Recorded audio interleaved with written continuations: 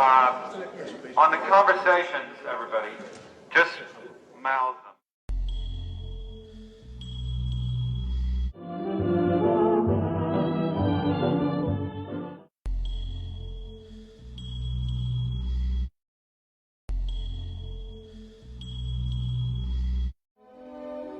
This is Stanley Kubrick. I think that if the reigning powers had any great respect for good pictures or the people who could make them, that this respect was probably very well tempered by the somewhat cynical observation that poor and mediocre pictures might just as well prove successful as their pictures of higher value.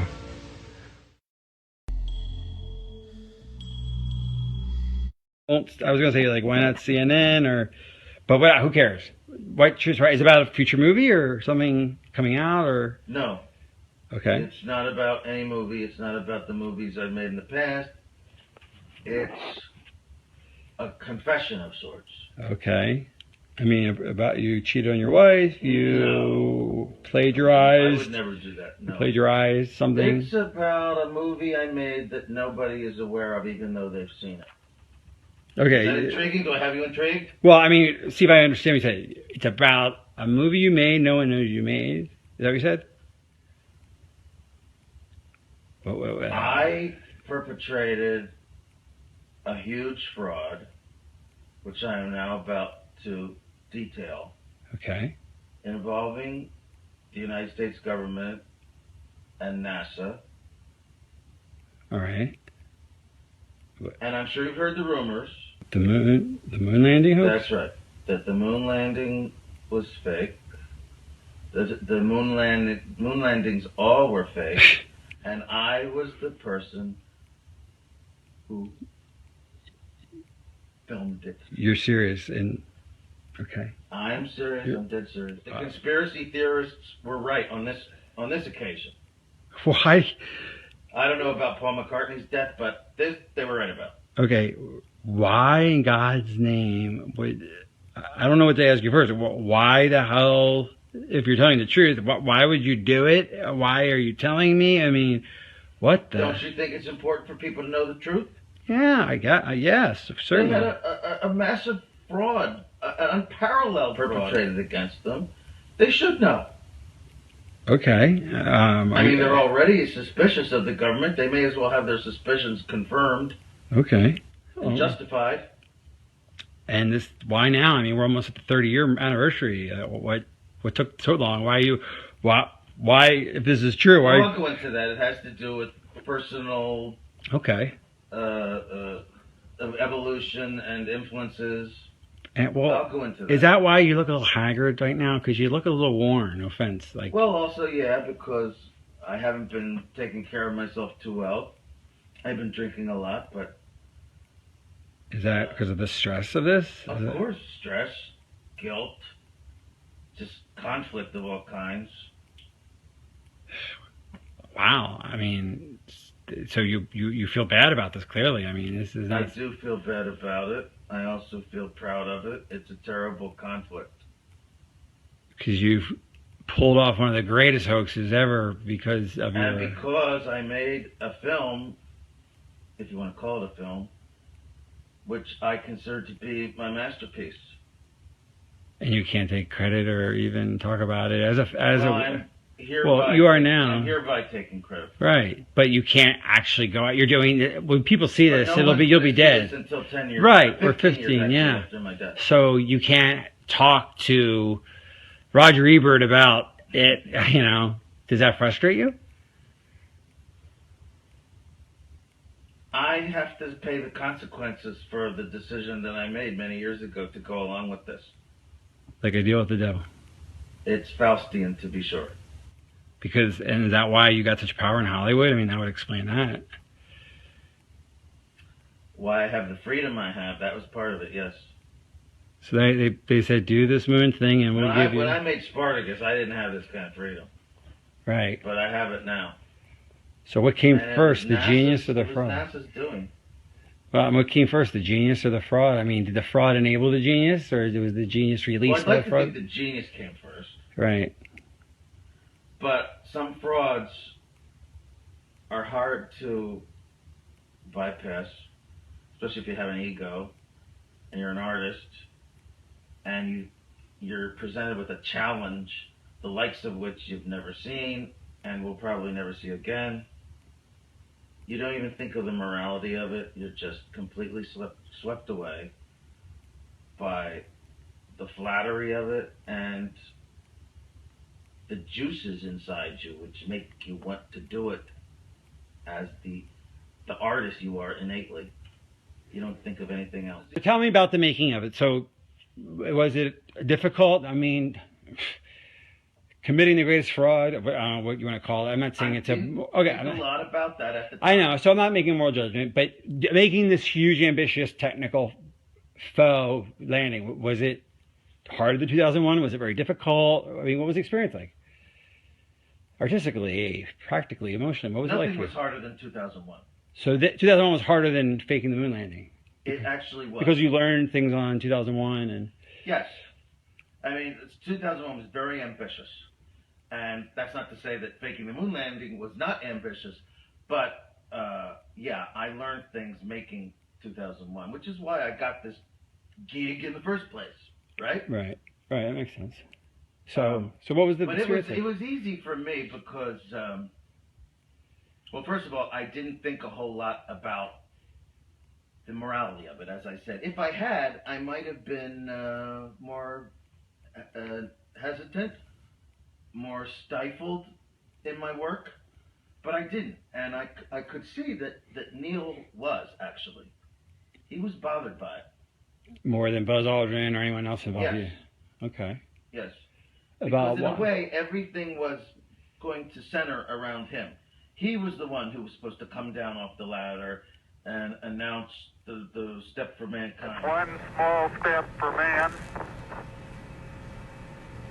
one giant leap for mankind. And what have you. He sensed that this was going to be a life-changing experience for him, and I mean on a major scale. Actually, he was rather tortured by it the rest of his life. Really? I mean, is that why you didn't give interviews? Yes, and in fact, that actually began to affect my own perception of it, watching what happened to him.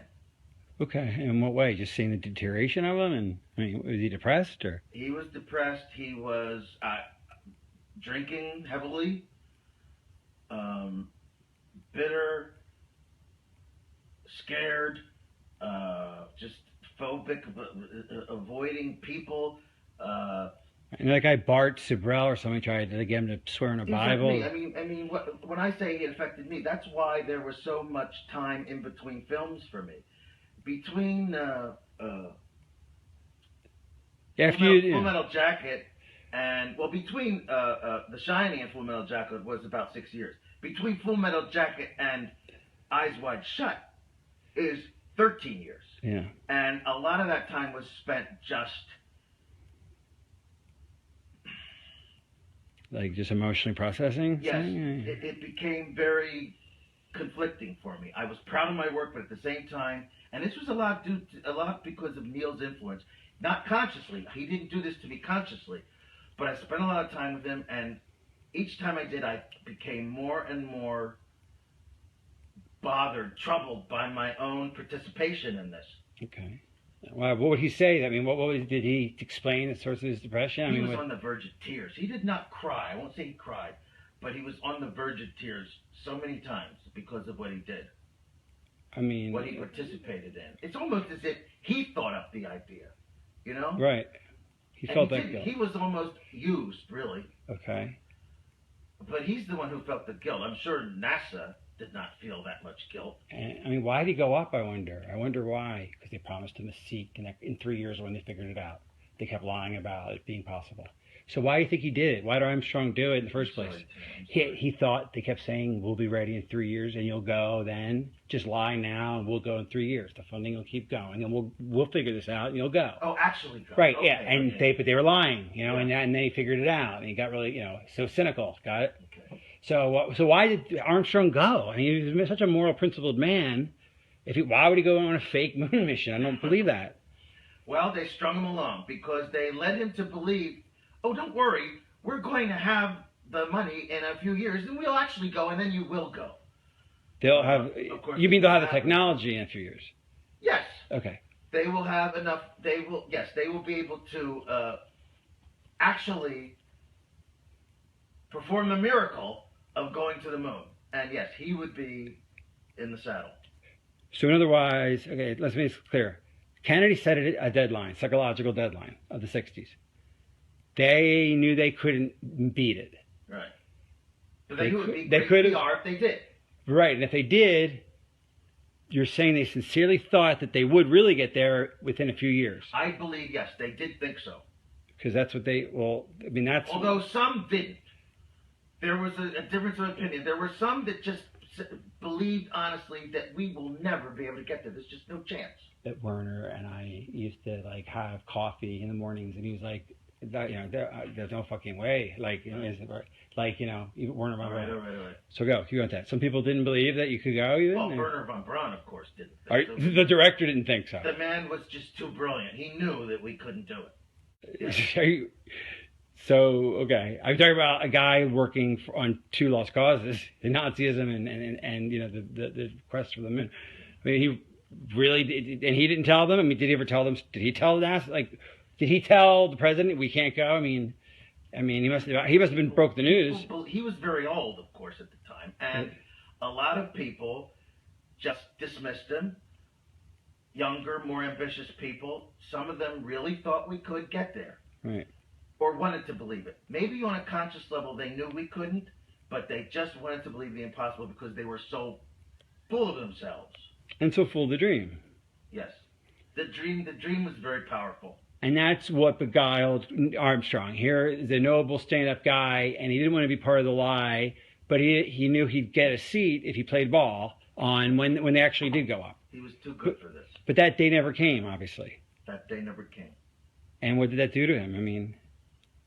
It gradually destroyed him, I think. Okay. He deteriorated. Like I said, he drank a lot.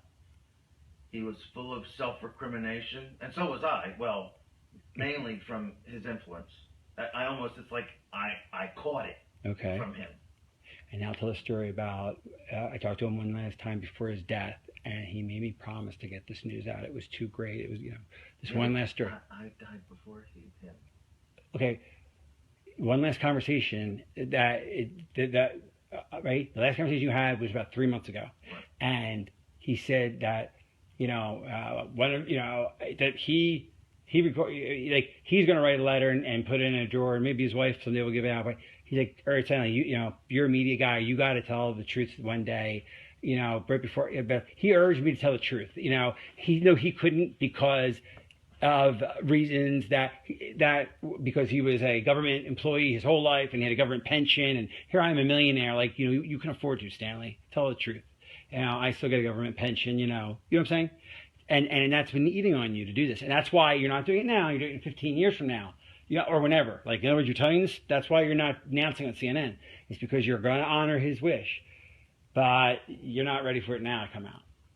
But you're doing this for now. Why am I putting it off? Because I think I'll be Because you don't want your family, you want to be dead. Right. And you want your family to have 15 years on it. Your wife will probably be dead and your kid will be grown. Right. You want distance from your legacy from this truth. That's it. Okay. Right. The director Stanley Kubrick, one of film's greatest yet most controversial figures, died today. He was 70. Why has nobody been to the moon in such a long time? That's not an 8-year-old's question. That's my question. I want to know, but I think I know. Because we didn't go there, and that's the way it happened.